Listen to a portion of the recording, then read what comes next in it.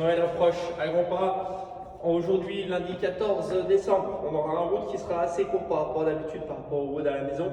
Dans l'idéal, il va durer entre 10 à 15 minutes, ça serait top d'avoir ce temps de travail. Par rapport au matos adaptation, si tu as un ballon à la maison, un petit sac avec du lait, ça te fait très bien. L'idéal, c'est également d'avoir, pourquoi pas, une barre ou kettle ou dumbbell par rapport au second mouvement. Ok, on va juste commencer avec un vrai l'avant, c'est noté en bas sur Bodify le 14, boule. Aujourd'hui, en termes de finisher, tu auras à faire un Tabata dumbbell snatch alterné. Donc, c'est du snatch d'arraché, tu pars du sol, tu viens arracher de manière alternée, un coup à droite, un coup à gauche.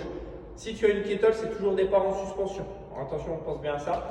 Si jamais tu n'as pas de kettle, tu n'as pas de dumbbell, tu as quelque chose comme un sac, comme une plate haute, tu fais du grand overhead. Donc, tu viens du sol et tu viens presser au-dessus de la tête.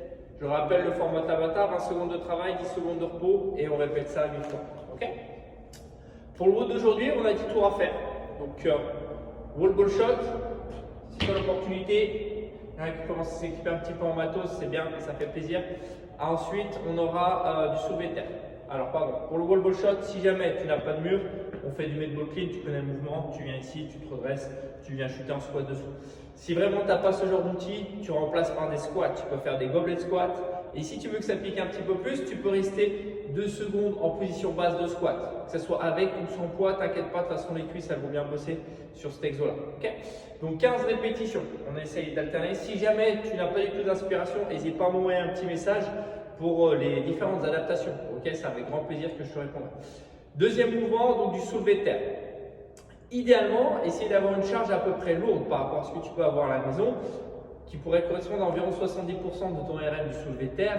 Sinon, si tu as un élastique, on peut faire de l'iso sur 30 secondes. Donc l'iso, tout simplement, tu mets les 2 pieds dans l'élastique, tu viens te tenir ici, on l'a déjà fait à l'échauffement, c'est du rowing statique, on appelle ça. Tu restes ici pendant 30 secondes dans cette position-là, ok? Donc pour bien chauffer la chaîne postérieure. Si jamais tu n'as pas ces outils-là, tu peux le faire du devil press qui va très bien avec le sac avec du laisse de temps. Le devil press, pour rappel, tu viens faire un burpee, ensuite tu te redresses et avec ton poids, tu viens soit l'épauler, soit le jeter, soit tu peux venir directement l'arracher. D'accord? Donc ça peut se faire également avec ton fameux sac. Sur la petite vidéo, j'ai parlé aussi d'un sac bulgare que tu peux faire à la maison.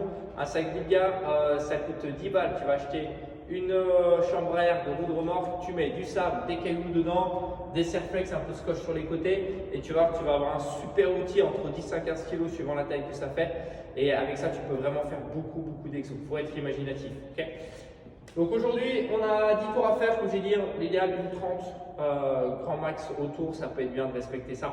Je vous souhaite une bonne journée, rendez-vous ce soir avec l'haltéro de Gigi. N'hésitez pas aussi à checker de temps en temps le engine, le hit pour se mettre des bonnes petites cartouches vraiment axées cardio. Ok, passez une bonne journée, bye bye, ciao.